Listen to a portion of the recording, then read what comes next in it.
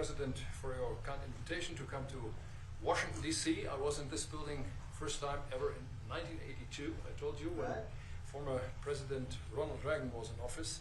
So I'm very happy to be here again and to offer our close cooperation with the United States of America.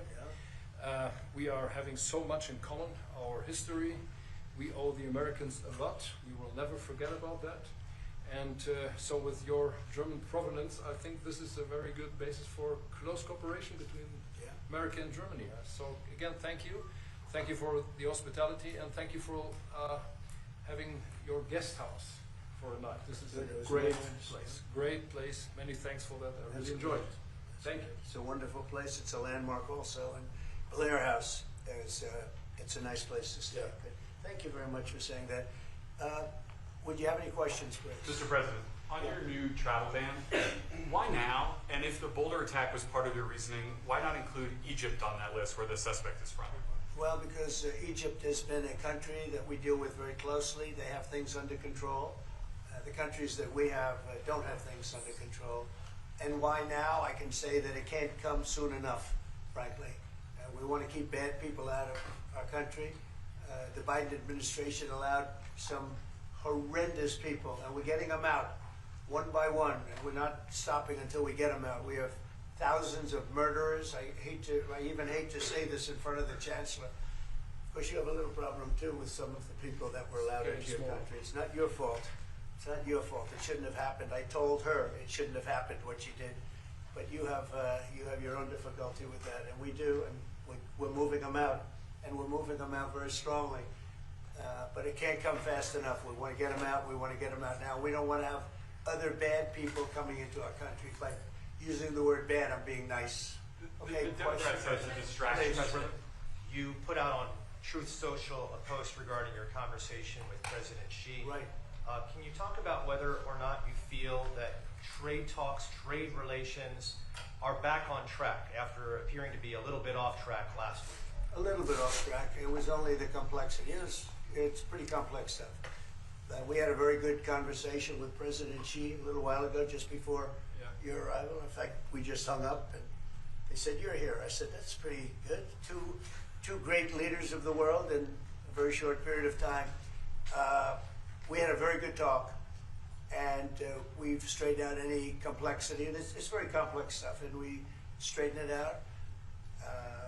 The agreement was we're going to have Scott and Howard and Jameson will be going and meeting with their top people and continue it forward. But no, I think we have everything. I think we're in very good shape with China and the trade deal. We have a deal with China, as you know, but we were straightening out some of the points, having to do mostly with rare earth, magnets, and some other things. So those reduced trade tariff rates, they remain in effect? Yeah, we have the deal. I mean, we've had a deal. We announced the deal, and we'll be, I guess you could say, I wouldn't even say finalizing it up, Scott. I would say we have a deal, and we're going to just make sure that everybody understands what the deal is. Okay? We had a really good conversation. By the way, he invited me to China, and I invited him here. We're both accepted. So I'll be going there with the First Lady at a certain point, and he'll be coming here, hopefully, with the First Lady of China. Go ahead, please. Did you talk about the Chinese students? Are you allowing them to come to no, Chinese students are coming. No problem. No problem. Okay, it's our honor to have them, frankly. Look, we want to have foreign students, but we want them to be checked. You know, in the case of Harvard and Columbia and others, all we want to do is see their list. There's no problem with that. This is anybody outside of our country, international students. Because when we see some of the people that we've been watching, we say, where do these people come from? How is that possible? No, we want to have foreign students come. We're very honored by it, but we want to see their list. Harvard didn't want to give us the list. They're going to be giving us the list now. I think they're starting to behave, actually, if you want to know the truth. Okay. Mr. President. Yeah, please. On Russia, are you willing to put more pressure on Putin to end the war by imposing new sanctions on Russia and also on China? Well, remember, I'm the one that ended Nord Stream 2, going to a place called Germany, come to think of it. I'm sorry I did that. I don't know. But I ended Nord Stream 2. Nobody else did. And then when Biden came in, he immediately approved it. That's the largest, essentially the largest pipeline in the world, going to Germany and other countries. And by the way, we have so much oil and gas, you will not be able to buy it all. I mean, you literally, we have so much, and I hope we're going to make that a part of our trade deal because we have more than anybody else. We have actually the most, by far in the world, probably double what anyone else has. So we'll work on that. I'm sure that's something we'll discuss today. Mr. President, What do you expect from Germany and what do you expect from the Chancellor? Well, first of all, I'm glad to meet because I've been dealing with the Chancellor, and he's a very good man to deal with. He's difficult, I would say. Can I say that? It's a positive. Go ahead. You wouldn't want me to say you're easy, right? No. He's a very great representative of Germany. I think all we want is just going to have a good relationship. The rest will just sort of follow very easily. We'll have a good trade deal. I mean, I guess that will be mostly determined by the European Union, but you're a very big part of that, so you'll be involved. But we'll end up hopefully with a trade deal, or we'll do something. You know, we'll do the tariffs. I mean, I'm okay with the tariffs, or we make a deal with the trade, and I guess that's what we're discussing now. Mr. President, Mr. President. Please go ahead. Mr. President? No. Okay. Is Germany I've had doing enough enough on of- defense, Mr. President? Is Germany doing enough on defense? What? Defense spending. Is Germany doing enough on defense spending? The Chancellor wants to. Is Germany doing The enough on Chancellor wants to defense? spend 3.5. Well, I don't know. I mean, I haven't discussed it very much. I know that you're spending more money on defense now, and quite a bit more money. And that's a positive thing. I'm not sure that General MacArthur would have said it's positive. You know, he wouldn't like it, but I sort of think it's good. You understand what I mean by Absolutely, I that? understand. He made a statement: "Never let Germany rearm." And I said, I always think about that when he says, "Sir, we're spending more money on defense." I say, "Oh, is that a good thing or a bad thing?" I think it's a good thing. But, you know, at least to a certain point. There'll be a point when I'll say, "Please don't arm anymore, if you don't mind." We'll be watching him. Mr. President, Biden, Yeah, Biden, you said Biden. Your predecessor dismissed your autopen investigations and made all the decisions during the presidency. I'm curious your reaction to his dismissal. Well, look, the autopen, I think, is the big scandal outside of the rigged election of 2020. I think the biggest scandal of the last many years is the autopen.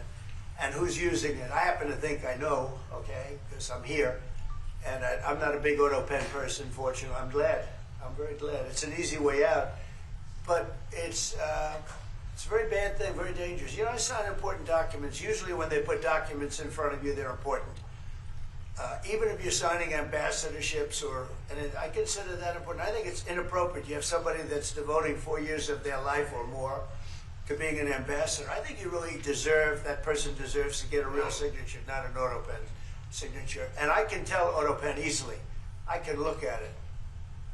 Like two little pinholes from pulling the paper, right? You always see the pinholes. Yeah. It's real easy to tell about autopen. I think it's very disrespectful to people when they get an autopen signature. Outside, autopen to me are used when thousands of letters come in from young people all over the country and you want to get them back. And, you know, people use autopens for that. To send a little signature at the bottom of a letter where you have thousands of them. We get thousands of letters a week. And it's not possible to, you know, do. I'd like to do it myself. You can't do it. To me, that's where autopens start and stop. But I'm sure that he didn't know many of the things. Look, he was never for open borders. He was never for transgender for everybody. He was never for men playing in women's sports. I mean, he changed. I mean, all of these things that changed so radically. I don't think he had any idea that what was, frankly, I said it during the debate and I say it now, he didn't have much of an idea what was going on. Mr. President, He should be, I mean, essentially whoever used the autopen was the president. And that is wrong, it's illegal, it's so bad, and it's so disrespectful to our country. Mr. President. Mr. President, will you lead the troops in Germany? And if I may ask a question to the Chancellor to answer in German for the German audience, how has your first encounter been? The answer countries, yes, we'll talk about that. But if they'd like to have them there, yeah, we have a lot of them, about 45,000. It's a lot of troops. It's a city when you think of More it. than that. That's good economic development. They're highly paid troops, and they spend a lot of money in Germany. But the relationship with Germany is very important. Yeah, we'll be doing that. No problem. May I say a few words in German? Yes, please. So, danke für die Frage. Wir sind hier im Weißen Haus und ich bedanke mich beim Präsidenten für den sehr freundlichen Empfang im Oval Office in diesem weltweit bekannten Raum. Ich freue mich sehr, hier zu sein und wir bereiten eine Vertiefung unserer Zusammenarbeit vor. Ich freue mich sehr darüber. Mr. President, you've made Mr. President, Do you speak English because you speak such good English? Is it as good as your German, would you say? No, do you it's feel not more my comfortable? mother tongue. No, it's not my mother tongue, but I try to understand almost everything and Yeah, very to good. speak as good as I can. Very good. You know, it's Mr. President, you've made it's an achievement, actually. Mr. President, Mr. President, can I the follow up on the criticism that I've autopen? seen thank you, Mr. President. The criticism that I've seen, and I'm sure you've seen, regarding Elon Musk and your big, beautiful bill. What's your reaction to that? Do you think it in any way hurts passage in the Senate, which is, of course, what is you're seeking? Well, look, you know, I've always liked Elon, and it's always very surprised. You saw the words he had for me, the words of, and he hasn't said anything about me that's bad. I'd rather have him criticize me than the bill, because the bill is incredible. It's the biggest cut in the history of our country. We've never cut. It's about 1.6 trillion in cuts. It's the biggest tax cut. You would say, people's taxes will go way down, but it's the biggest tax cut in history. It's we are doing things in that bill that are unbelievable. And when you look at what we're doing for small businesses, for people, for middle-income people, all of the things that we're doing, nobody's ever seen anything like it. And you know, Elon's upset because we took the EV mandate, and you know, which was a lot of money for electric vehicles, and you know, they're having a hard time with the electric vehicles, and they want us to pay billions of dollars in subsidy.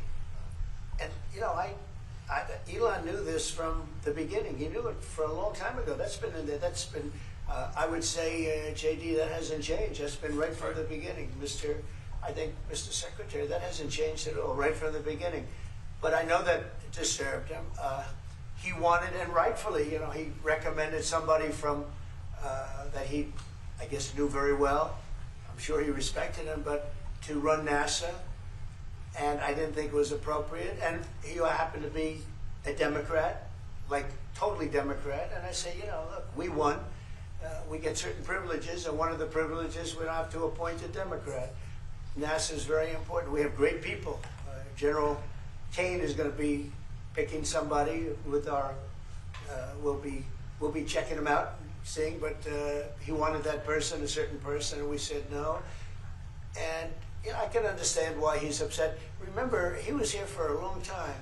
You saw a man who was very happy when he stood behind the Oval desk, and even with the black eye, I said, "Do you want a little makeup? We'll get you a little makeup." But he said, "No, I don't think so," which is interesting and very nice. He wants to be who he is, so you could make that statement too, I guess. Look, Elon and I had a great relationship. I don't know if we're well anymore. I was surprised because you were here. Everybody in this room practically was here as we had a wonderful send-off. He said wonderful things about me. You couldn't have nicer. Said the best things. He's worn the hat. Trump was right about everything. And I am right about the great, big, beautiful bill. We call it a great, big, beautiful bill because that's what it is. And again, biggest tax cuts in history, biggest economic development moves anywhere. We've never done anything like it. Business is spurred. And I don't know if you've seen the numbers, but the numbers came out. Even the CBO, which is run by Democrats, said that we're going to be doing, you know, I'd like you to discuss it, the 2.8 trillion, that CBO. This is a group of people that are Democrats. They're very hostile to us. They just came out with phenomenal numbers, what it does. You want to mention that, Scott? Yes, sir. So what we've seen is we keep hearing from the CBO that there's going to be a large deficit from the bill, which we disagree with, but using the CBO scoring, they came out and scored the tariff revenue. We think it'll be the minimum of 2.8 trillion over the 10-year window, which actually puts the bill in surplus if you include the tariff revenue, which they won't do. it gives you a tremendous surplus, but we're not allowed to use that.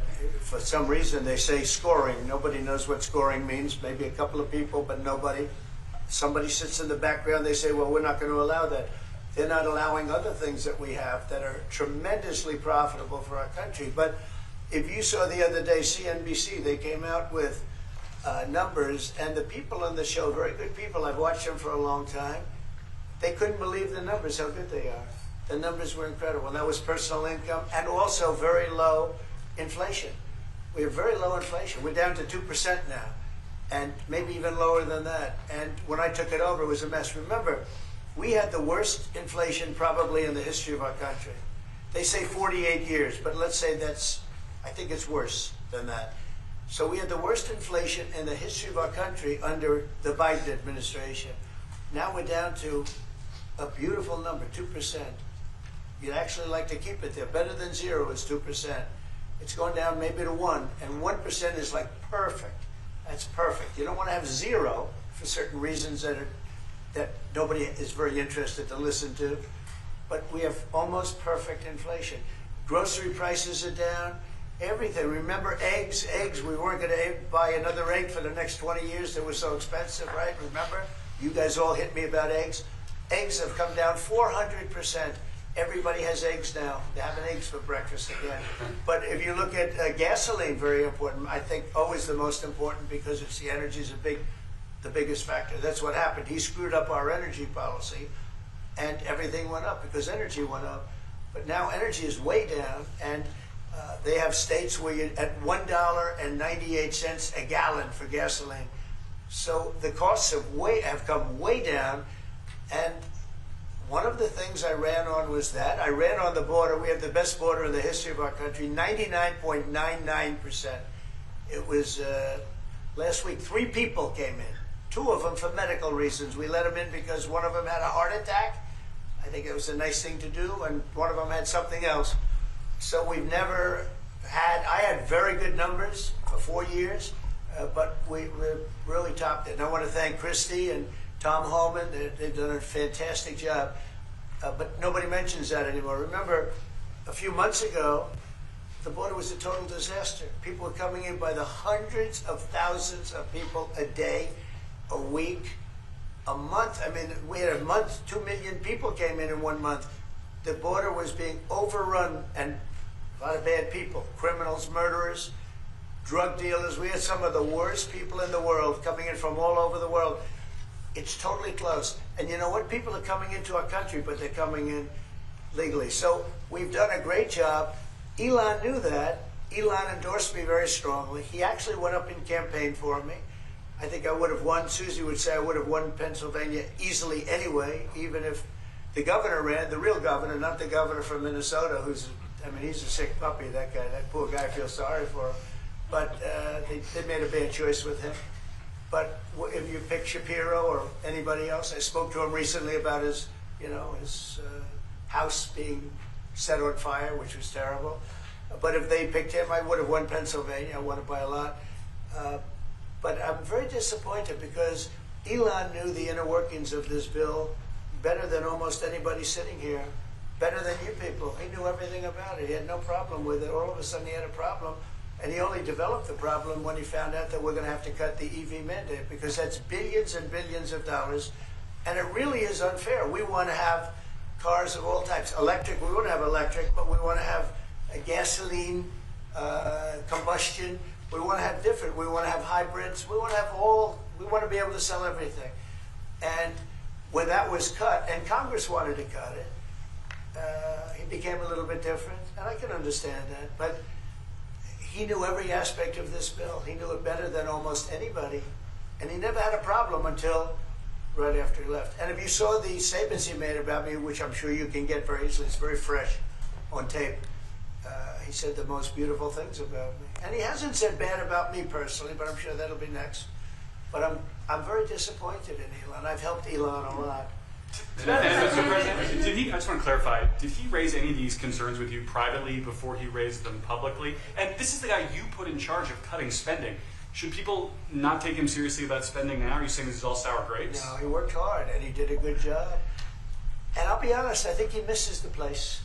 I think he got out there and all of a sudden he wasn't in this beautiful Oval Office, and he's got nice offices too, but there's something about this one. I was telling the Chancellor, this is where it is. People come in here, even from Germany, they come in and they walk into the Oval Office, and it's just a special place. It's, you know, World War I, it started and it ended here, and World War II, and so many other things. Everything big comes right from this beautiful space. It's now much more beautiful than it was 6 months ago.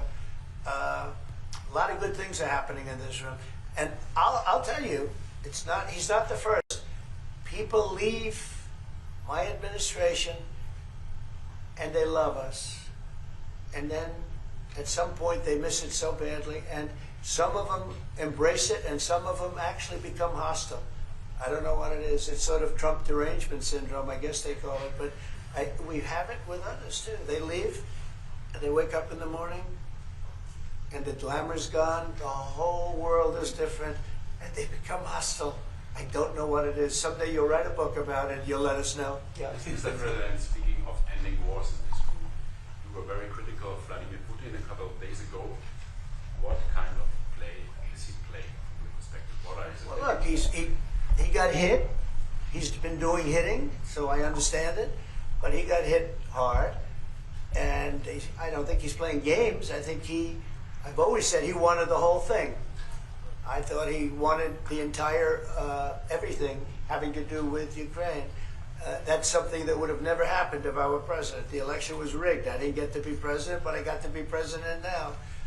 And I think it's a much more important presidency. Other than a couple of things like that, the war would have never happened. The war with Ukraine, with Putin, would have never happened, ever, not even a chance. And it didn't happen for 4 years.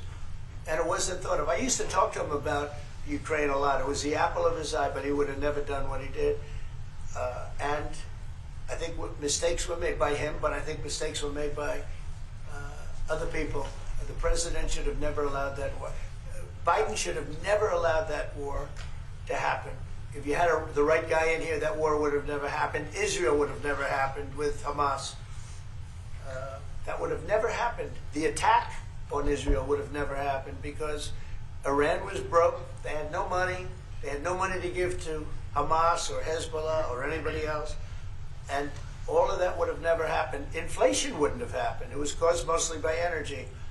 And the Biden administration messed up my great energy policy. We were down into the 190 a gallon, and it would have never happened. It was caused by energy and their bad spending on the Green New Scam and other things that they spent on.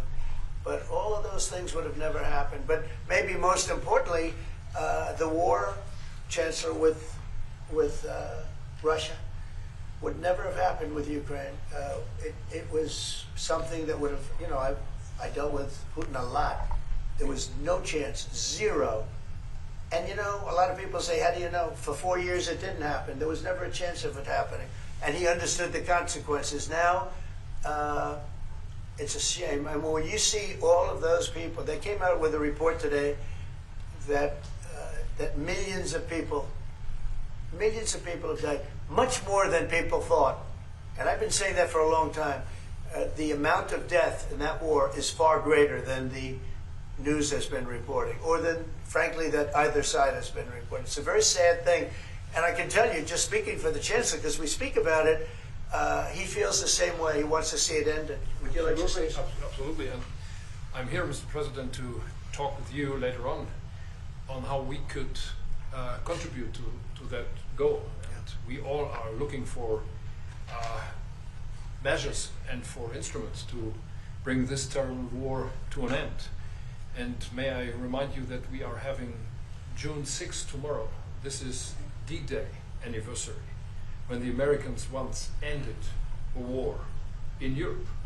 And I think this is in your hand in specific, in ours. That was not a pleasant day for you? No, that was not a pleasant day. This was not a great day. In the long run, Mr. President, this was the liberation of my country from Nazi dictators. That's true. So, that's true. And we know what we owe you. But this is the reason why I'm saying that America is again in a very strong position to do something on this war and ending this war. So let's talk about what we can do jointly, and we are ready to do what we can. And you know that we gave support to Ukraine, and that we are looking for more pressure on Russia. The European Union did, and we should talk about that. We will talk about it. And, you know, it's good timing. The numbers for our country are through the roof, the economic numbers, because of the election and because of tariffs and other things, a lot of things. But we've had some of the best numbers we've ever had. They were reported yesterday, the day before, and even today. Country's doing really well.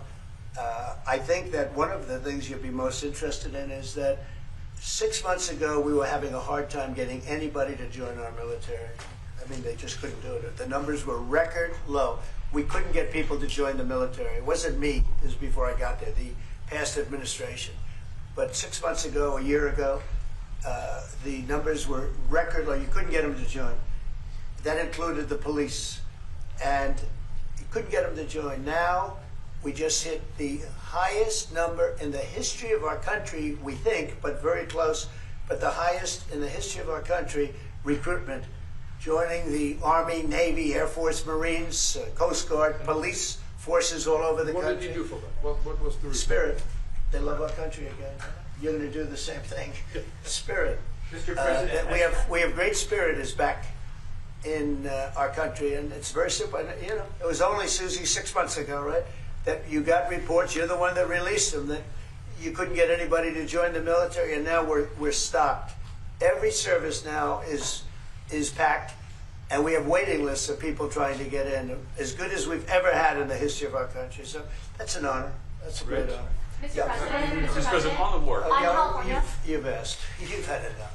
Go ahead, please. Mr. President, so would you consider to put more sanctions on Russia? Because this discussion is going on now for weeks and months, and you tweeted about it once, but then nothing happens. So Yeah, when I see the moment when we're not going to make a deal, when this thing won't stop, is there a deadline in that for you? moment, yeah, it's in my brain, the deadline.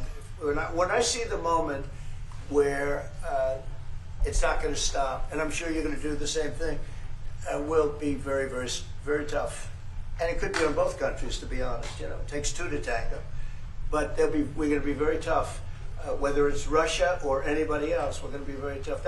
That's a bloodbath that's going on over there. And when I see the moment where I say, well, they're going to just keep fighting. You know, I gave the analogy yesterday when I spoke to President Putin. I had a 2-hour, 15-minute call with him. Sometimes, and this is me speaking maybe in a negative sense, but sometimes you see two young children fighting like crazy. They hate each other, and they're fighting in a park. And you try and pull them apart. They don't want to be pulled. Sometimes you're better off letting them fight for a while and then pulling them apart. And I gave that analogy to Putin yesterday. I said, President, maybe you're going to have to keep fighting and suffering a lot, because both sides are suffering, before you pull them apart, before they're able to be pulled apart. But it's a pretty known analogy. You have two kids, they fight. Sometimes you let them fight for a little while. You see it in hockey, you see it in sports. The referees let them go for a couple of seconds, let them go for a little while before you pull them apart. And maybe, and I said it, and maybe that's a negative because we're saying go, but a lot of bad blood. There's some bad blood between the two. I have to deal with it, and the Chancellor has to deal with it. It's incredible. The level of, there's a great hatred between those two men, but between the warring parties. Great hatred. What made you say and believe apparently that there's no immediate peace? What? That there is no immediate peace. There will no. Well, I can't. I'd love to have immediate if I could. But why If I could, but we don't have immediate. You know, it's like I'd love to have that. I'd like it to start right now. We would leave a room if we knew the war could end. We'd say, forget about you guys. Forget about trade, right? Yeah. We'd say, let's go settle it. There's some additional fighting that's going to go on. You know, he attacked, and they attacked pretty harshly. They went deep into Russia, and he actually told me. I mean, I made it very clear. He said we have no choice but to attack based on that, and it's probably not going to be pretty. I don't like it. I said, don't do it. You shouldn't do it. You should stop it. But again, there's a lot of hatred, And, you know, I'm very proud of the fact that with India and Pakistan, I was able to stop that. And those are nuclear powers. And that would have really, that was getting close to being out of hand. And I spoke to some very talented people on both sides, very good people on both sides.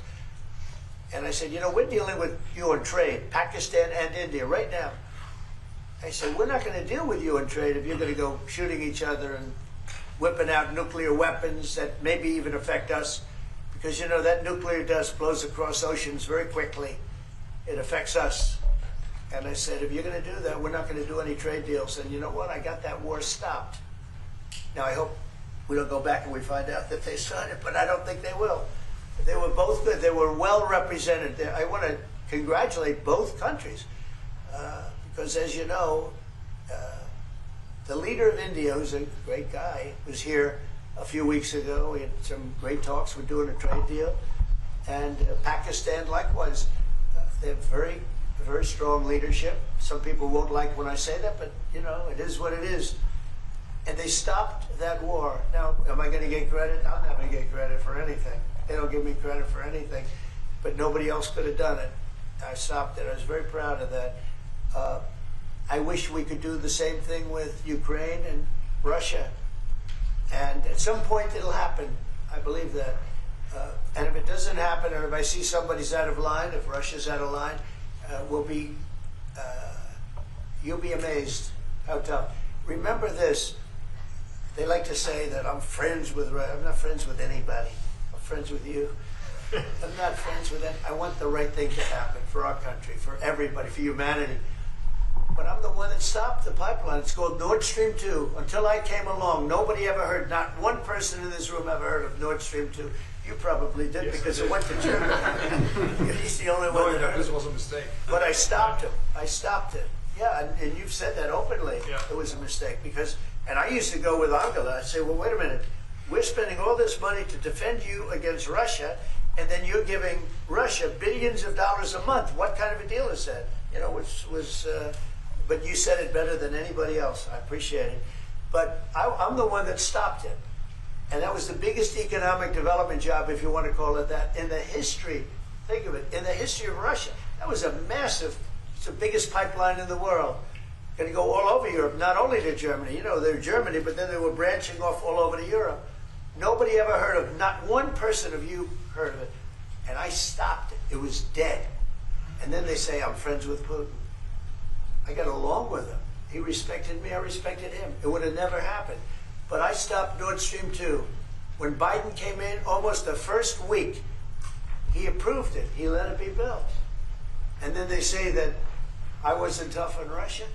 Putin said to me, you know, you're not tough on Russia. You stopped the biggest, most important job we've ever done. You stopped it. And Biden came in and he let it be built. And I'll tell you what, I'll never forget the day. I had it totally stopped. They weren't building. They gave up on it. They weren't able to. And then Biden came in and he let him build. I couldn't believe it. Okay, one or two questions more, please. Any question? Any question for the Chancellor? Yes. Go ahead, for the Chancellor. That would be one. I like his answers much better. Well, would you continue to support Ukraine? Yeah, I'm with Ukraine. We just signed a big deal on rare earth with Ukraine. And I want to, you know what I'm for? Stopping killing, really. That's what I'm for. Again, a war that would have never started, should have never started. I want to see the killing stop. We spent $350 billion, much more than Europe, but Europe spent a lot also. And they spent way over $100 billion. Yeah. So you're talking about close to $500 billion went into that whole thing. And it's not even the money, and I know with you too, it's a lot of money, but it's the death that's being caused. We went to the Middle East. I went last week to the Middle East. We took in $5.1 trillion. That's many, many times. That's 30, 40 times, 50 times more than what we're talking about. It's think of that, $5.1 trillion of investment with one trip that lasted 4 days. So it's not the money. It's a little of money, but not the money, the big thing. The big thing is the death. The death of, and really the decimation. You've lost a whole culture. You know, Ukraine had the most beautiful turrets. They call them turrets, little towers, beautiful towers, the most beautiful in the world. They're all now laying on their side, blown to smithereens. It'll never happen again. They've taken away the culture of a country. They've taken away the heritage of a country. It's a terrible thing. But most importantly, again, is the death. 5,000 plus people a week, soldiers, are being killed.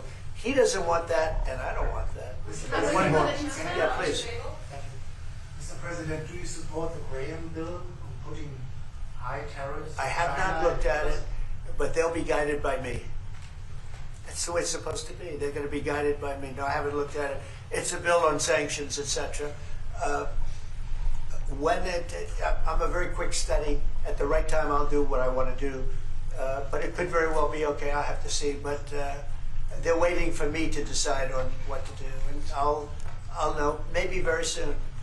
It's a harsh bill. Yeah, very harsh. How about one more on the autopen, Mr. President? Can we take one more on the autopen? Go ahead. I would like to have a question on Cassidy as well, because do you agree with the analogy the President made on the war between Russia and Ukraine as being a fight between two kids?